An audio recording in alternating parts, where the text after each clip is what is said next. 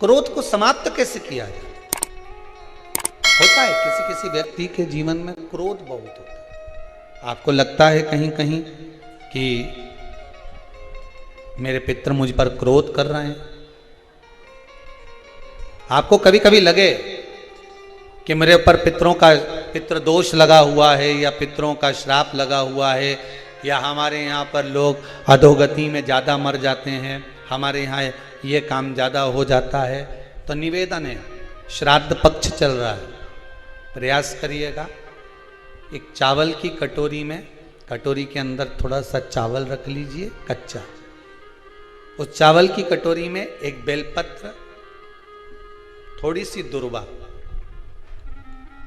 बांधकर पानी का मटका, परिंडा या जहां अपना रसोई घर में जल रखते हो, उस कटोरी को वहां पर 2 दिन 3 दिन तक रख दो। वैसे तो 16 दिन रखो ज़्यादा अच्छा था, पर जो दिन अपने को मालूम है 2-3 दिन उसको रख दीजिए।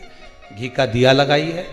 3 दिन के बाद में उस दुर्वा को, उस बेलपत्र को शिव बाबा को ले जाकर समर्पित कर दो। चावल पूरे घर में घुमाने के बाद चिड़िया को या नदी में या किसी जीव को प्रदान कर दो।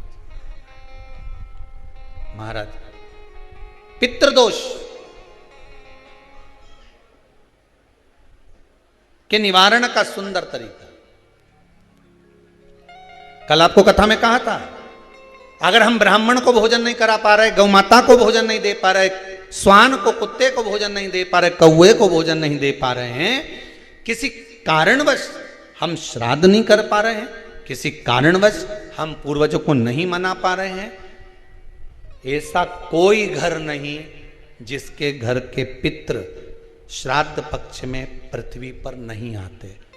तुम पूछो मत पूछो, तुम्हारे घर के पूर्वज तुम्हारे यहां जरूर आते। दरवाजे पर आकर खड़े होते हैं पितृ,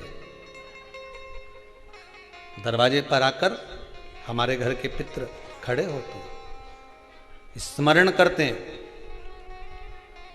कि हमको यहां से कुछ भाग प्राप्त होगा, कुछ मिल जाएगा, कुछ प्राप्ति हो जाएगी।